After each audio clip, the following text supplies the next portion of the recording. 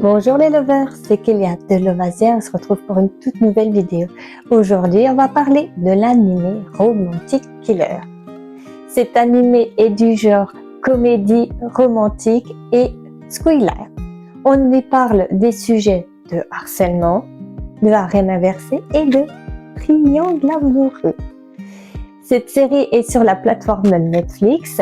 Elle est sortie le 27 octobre 2022. Alors, j'ai pas de date de fin, j'en ai pas trouvé. Et ne comporte qu'une saison de 12 épisodes. Chaque épisode dure entre 23 et 30 minutes. Cette série japonaise est tirée du manga dessiné par le mangaka Momose Wataru. Elle est conseillée pour les plus de 10 ans.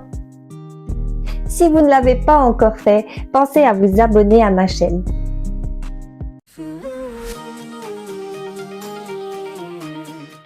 Anzu est une lycéenne de première année qui aime par-dessus tout jouer aux jeux vidéo, passer du temps avec son chat Momoiki et manger du chocolat pendant qu'elle joue. Ce sont ses 3 passe-temps favoris. Elle ne s'intéresse pas du tout aux garçons contrairement aux autres filles de sa classe. Un jour, Anzu est très excitée car elle a reçu le jeu qu'elle a commandé et veut tout de suite l'essayer. Mais lorsqu'elle allume la console, elle voit un jeu de filles d'automate, c'est un jeu de track, et non le jeu qu'elle avait choisi. Quand elle a appuyé sur le bouton start du jeu, une créature jaune toute ronde portant un costume de sorcier sort de son téléviseur, ce qui la surprend. Celui-ci s'appelle Riri et explique à Anzu qu'il vient aider les novices en amour comme elle. Anzu ayant toujours ignoré ce qui avait à voir avec l'amour, elle sera le premier cobaye permettant d'obtenir une vie amoureuse comme dans le jeu d'automne. Riri lui annonce qu'elle sera entourée d'ikemen, donc de beaux garçons, pour trouver l'amour.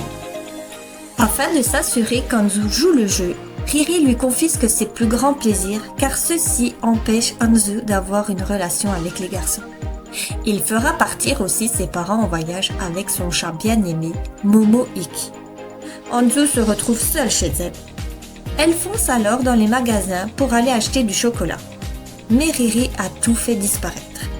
Désespérée de vivre sans chocolat, sans chat et sans jeu, Anzu est déterminée à vivre sans Ikemen et devenir une tueuse romantique. Autrement dit, Romantic Killer. En ouvrant la porte du magasin, Anzu fait tomber le portable d'un Ikemen et celui-ci se casse. Désolée de la situation, elle s'enfuit à toute vitesse.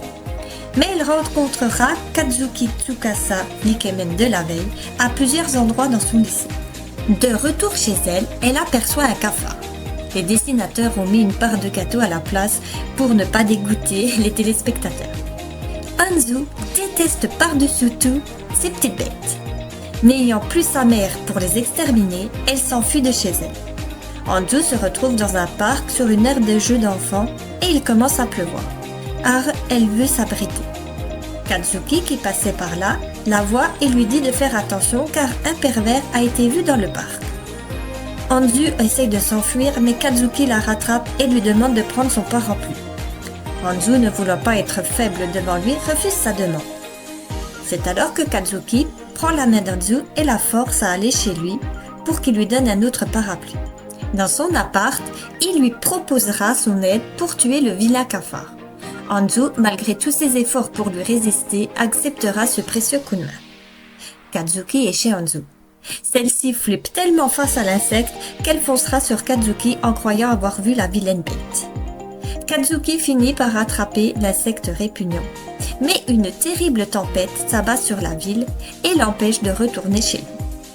Cette tempête, provoquée par Riri, permet à nos deux héros de se retrouver tout seuls pour la nuit dans la maison d'Anzu. Comment nos deux compères vont faire pour tomber amoureux l'un de l'autre?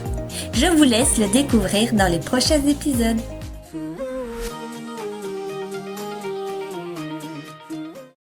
Cet animé est du pur délire en puissance. L'humour décalé d'Anzu avec les autres personnages fait de cet animé un vrai petit bijou. On ne s'ennuie pas du tout, mais du tout pendant les 12 épisodes. En plus, l'anime parle de sujets très sérieux comme le harcèlement, donc un ikemen qui se fait harceler constamment et puis donc qui ne supporte pas cette situation. C'est vrai qu'on n'en parle pas souvent. Et ça parle aussi de la baisse du taux de natalité au Japon, comme il y a beaucoup de joueurs là-bas. Donc franchement, des sujets très d'actualité. De plus, Anzu est très attachante. Elle passe du mode très masculine, très anti-héroïne, et puis après, elle est en mode fille gentille qui vient surtout aider ses amis quand ils ont besoin d'elle, parce que voilà, chaque ikemen a son lot de problèmes. Et donc, on a aussi différentes visions d'ikemen. C'est assez bien, comme ça, on a différents points de vue pour chaque beau gosse, ce qui est pas mal. Et puis Anzu est bien entouré, donc on l'envie un petit peu. La fin fait penser qu'il y aura peut-être une saison 2, donc j'espère que Netflix nous sortira prochainement la saison 2. En tout cas, moi, ça me tarde de voir la suite s'il y a une suite. Et j'espère qu'il y aura une suite, car la saison 1 était un peu courte. Et dans tout ça, je lui attribue la note de 19 sur 20. Franchement, je me suis bien amusée, j'ai rigolé très souvent et ça faisait du bien. Franchement, voilà, si vous avez envie de déconner, regardez cet anime. Alors, petit aparté, j'ai mis un sondage sur mon site. Je vous mets le lien dans les commentaires. Je voulais savoir quel drama vous préférez. Comme ça, un peu, je connaîtrai vos goûts en matière de K-drama. J'espère que vous serez nombreux à voter. J'espère que vous avez passé un très beau moment en ma compagnie et on se retrouve pour une toute nouvelle vidéo. Bye bye les lovers!